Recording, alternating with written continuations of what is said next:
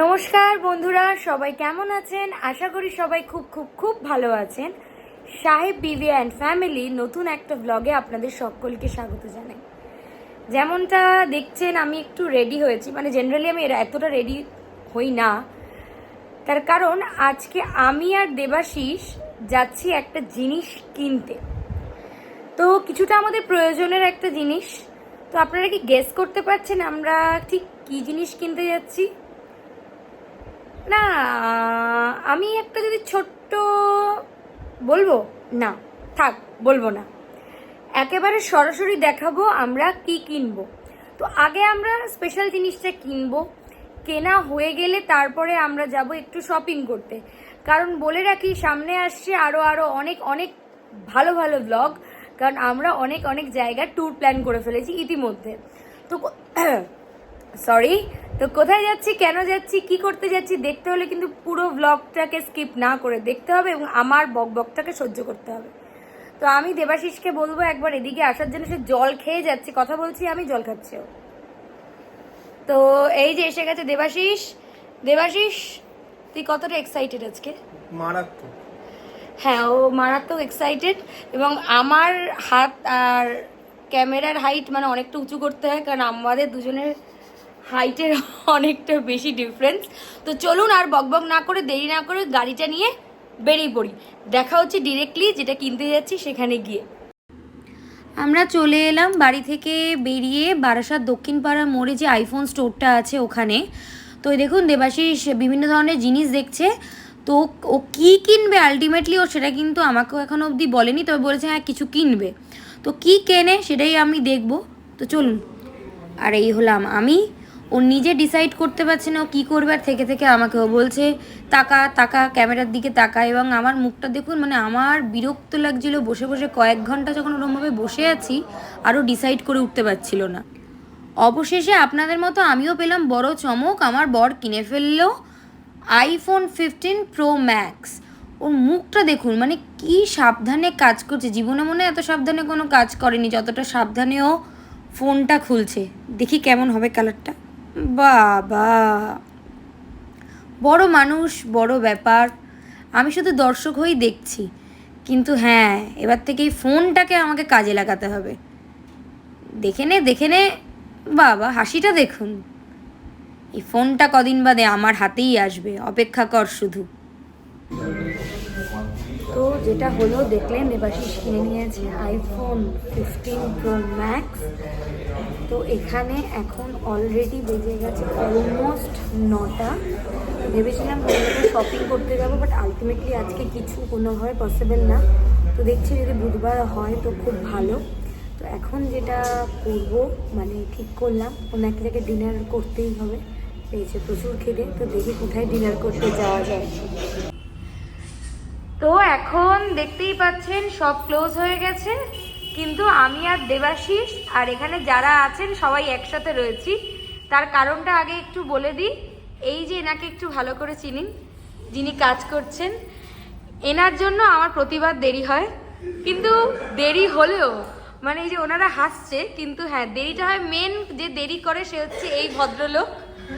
প্রতিবার কোনো না কোনো ফিনান্সে কাজ করতে গিয়ে দেরি হয়, কিন্তু না, উনি খুব ভালো হেল্পফুল এবং সবসময় চেষ্টা করে কতটা কি কম কস্টে কিভাবে করে দেবেন।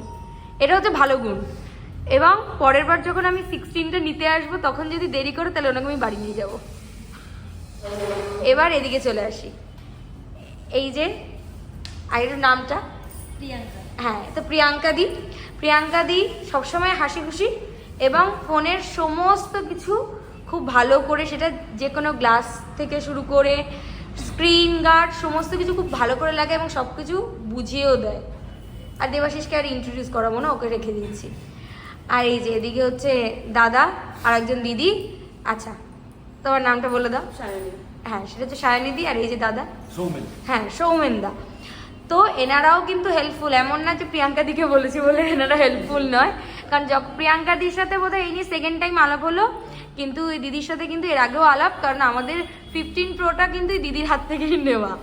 তো সব সময় যখনই এই স্টোরে এসছি, যে কোনো রকম সমস্যায় এনারা কিন্তু আমাদেরকে হেল্প করেছেন এবং যতবার যা যা প্রশ্ন করেছি হাসি মুখেই বলেছে, কোনো সময় রাগ করেনি। এবং এই জন্য বলেছি যখন 16টা নিতে আসবো রাতের ডিনারটা একসাথে করব, তার একটাই কারণ যখনই আসে এনাদেরকে এরকম বসেই রাখতে হয় আমাদের জন্য। কারণ যত এর জন্য দায়ী হলো দেবাশিস, কারণ ওর জন্যই মেনলি দেরিটা হয়। তো ঠিক আছে, তো আপাতত সমস্ত কাজ শেষ, এবার আমাদের ডিনারের পালা। তো চলুন যাই। তো আজকে চলে এসেছি হাজারদুয়ারি ফ্যামিলি রেস্টুরেন্ট, যেটা দক্ষিণপাড়া মোড়ের খুব কাছেই হয়েছে। তো আমরা যেমনটা আপনারা দেখেছিলেন যে আমরা ফোন কিনতে গেলাম, ওখান থেকে এই রেস্টুরেন্টটা আমাদের কাছেই ছিল। আর এটা বারাসাতে এই ব্রাঞ্চটা নতুন লঞ্চ করেছে। তো চলুন একটু ভেতরে গিয়ে আপনাদের পুরোটা দেখাই। এখানে পেয়ে গেছি দাদাকে, দাদা আমাদের পুরোটা বলবে এখানে কোথায় কি সেকশন আছে। তো দাদা তুমি শুরু করো। Good evening ma'am. আমাদের রেস্টুরেন্টের মধ্যে 2 টাইপের সিট আছে, একটা আছে আমাদের টেবিল অ্যারেঞ্জ সিট আর একটা হচ্ছে সোফা টাইপের সিট।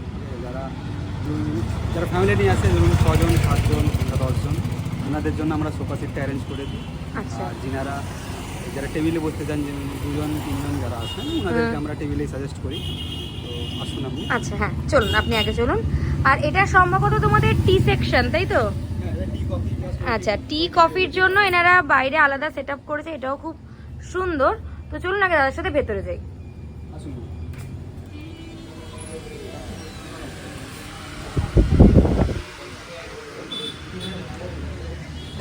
তো দাদা যেমনটা বলেছিল, এটা হলো সোফার সিস্টেমটা। এখানে যারা ফ্যামিলি নিয়ে আসবে তারা এখানে বসে খেতে পারে। আর এই পাশেও চেয়ার টেবিলও রয়েছে। আর ঢুকিয়ে এদিকে হচ্ছে রিসেপশন। আমি একটু পুরো ডেকোরেশনটা একটু দেখাই।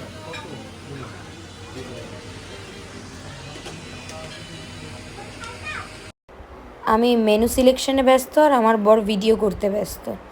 আমি কিছুক্ষণ ওকে দেখে সহ্য করতে না পারে বললাম, বস মেনু সিলেক্ট করি।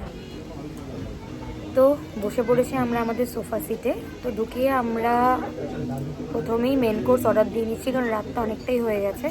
আমরা অর্ডার দিয়েছিলাম তন্দুরি রুটি, সাথে ছিল হাজারদুয়ারি স্পেশাল চিকেন। তো আপাতত এটা অর্ডার দিয়ে বসি, যদি দেখি খুব বেশি লেট হচ্ছে তাহলে ডেফিনেটলি কোনো স্টার্টার অর্ডার করব। তো চলুন দেখা যাক কী হয়। এই যে নতুন ফোন ঘাঁটতে ব্যস্ত আমার বর, এখানে এসেও ফোনের সাথে সময় কাটাচ্ছে। তো ততক্ষণ একবার মেনু কার্ডটা আপনাদের দেখিয়ে দিই।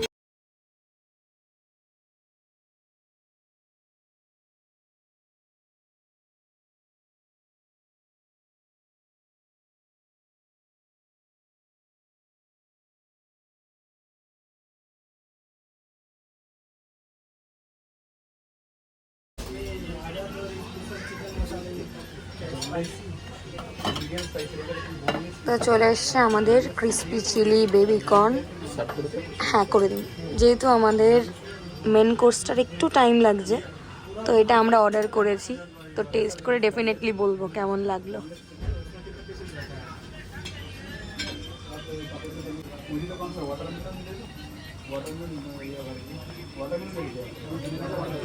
অনেস্ট রিভিউ বল।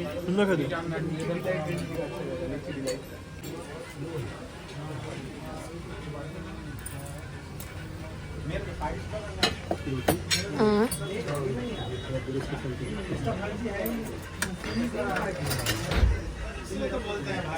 হ্যাঁ সার্ভ করে দাও। তো বলতে বলতে এসে গেছে আমাদের তন্দুরি রুটি আর হাজারদুয়ারি স্পেশাল চিকেন। তো আগের ক্রিসপি চিলি বেবিকর্নটা তো বেশ ভালো লাগলো, তো এটা খেয়ে দেখে ডেফিনেটলি জানাবো।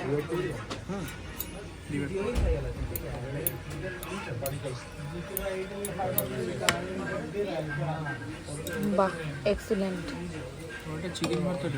হ্যাঁ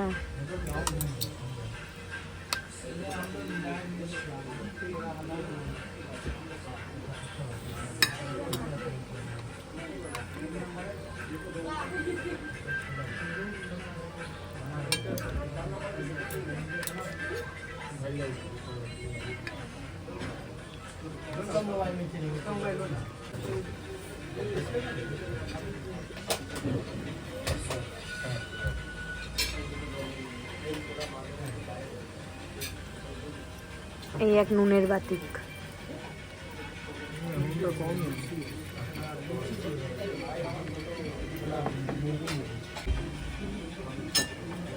এটা উপরে তো দেবাশিস চলেছে রিভিউ দিতে। উপরে ডিমটা তোর কিন্তু ডিমে অ্যালার্জি ছিল। কি হয়েছে? একদিন খেলে কিছু হয়, এটা সবাই জানে।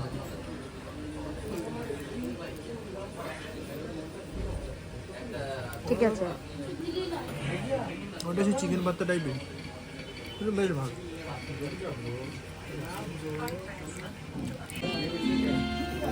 এই শেষে আবার আমার মিষ্টি প্রিয় বর নিয়ে নিয়েছে ভার্জিন ওয়াটারমেলন মোহিতো। তো এখন ওটা টেস্টের পালা, দেখি করে ও। ওর সবই ভালো লাগে, কিন্তু না না আমি খাবো না। তো ওই খাক, আর আমি নিয়েছি একটা ফ্রেশ লাইম সোডা। আসুক সব কিছু। ও না, এরপর তো এটা ওদের ফিরনি নিলি না? হ্যাঁ, মানে যে কোনো জায়গায় ফিরনিটাও ট্রাই করবেই, মিষ্টিও খাবেই। না, ফিরনি যারা খায় তারা জানে মিষ্টি সেরকম হয় না। খুব ভালো কথা। তো চলুন খেয়ে নি আগে। অবশেষে বাড়িতে চলে এলাম। এখন বাজে ঘড়িতে ঠিক রাত 11:30। আজকে অনেকটাই রাত হয়ে গেল ফিরতে ফিরতে। তো প্রথমেই বলে রাখি, আপনারা আমাদের হাজারদুয়ারি ফ্যামিলি রেস্টুরেন্টের ব্লগটা দেখলেন।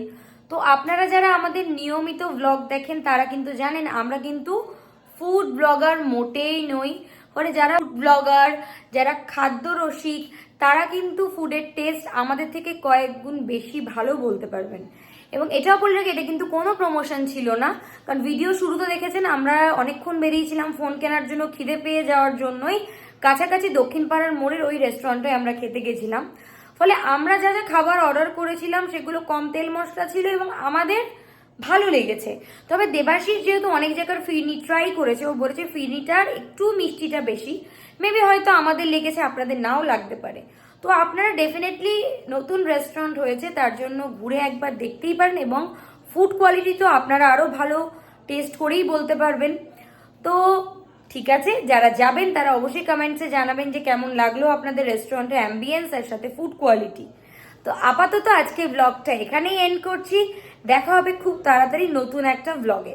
ততক্ষণ সবাই সুস্থ থাকবেন, ভালো থাকবেন, এবং নতুন হলে কিন্তু সাবস্ক্রাইব করতে মোটেই ভুলবেন না।